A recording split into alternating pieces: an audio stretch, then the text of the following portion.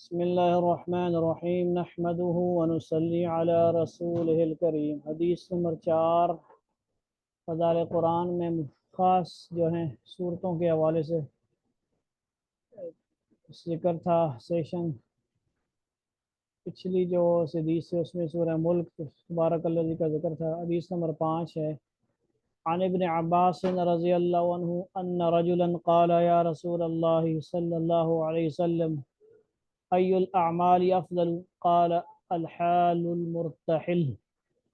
قال يا رسول الله ما الحال المرتحل؟ قال صاحب القرآن يضرب من أوله حتى يبلغ آخره ومن آخره حتى يبلغ أوله كلما حل ارتحل۔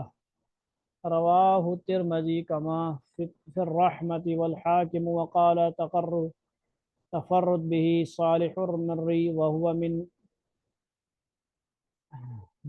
زہاد اہل البصرہ الا ان الشیخین لم یخرجاہ وقال الذہبی صالح متروک قلت هو من روایت وابی داود الترمذی۔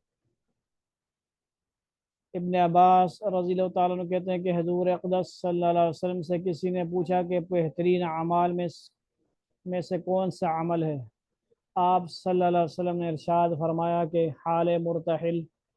لوگوں نے پوچھا کہ حال مرتحل کیا چیز ہے؟ حضور صلی اللہ علیہ وسلم نے ارشاد فرمایا کہ وہ صاحب قرآن ہے جو اول سے چلے حتیٰ کہ اخیر تک پہنچے اور اخیر کے بعد پھر اول پر پہنچے، جہاں ٹھہرے پھر آگے چل دے۔ حال کہتے ہیں منزل پر آنے والے کو، اور مرتحل کوچ کرنے والے کو، ٹھیک ہے جی، یعنی سفر کے لیے نکلنے والے کو۔ یعنی یہ کہ جب کلام پاک ختم ہو جاوے، مکمل ہو جاوے والناس وغیرہ تک، تو پھر از سرنو شروع کر لے، یہ نہیں کہ بس اب ختم ہو گیا دوبارہ پھر دیکھا جائے گا۔ کنز العمال کی ایک روایت میں اس کی شرح وارد ہوئی ہے، الخاتم المفتح، ختم کرنے والا اور ساتھ ہی شروع کرنے والا، یعنی ایک قرآن ختم کرنے کے بعد دوسرا ساتھ ہی دوسرا شروع کر لے۔ اسی سے غالباً وہ عادت ماخوذ ہے، نکالی گئی ہے، جو ہمارے دیار یعنی ہمارے شہروں و علاقوں وغیرہ میں متعارف مشہور ہے کہ ختم قرآن شریف کے بعد مفلحون تک پڑھ جاتا ہے، یعنی الف لام والناس جب پڑھتے ہیں تو پھر الف لام میم سورہ فاتحہ اور الف لام میم مفلحون تک پڑھتے ہیں، مگر اب لوگ اسی کو مستقل ادب سمجھتے ہیں اور پھر پورا کرنے کا اہتمام نہیں کرتے۔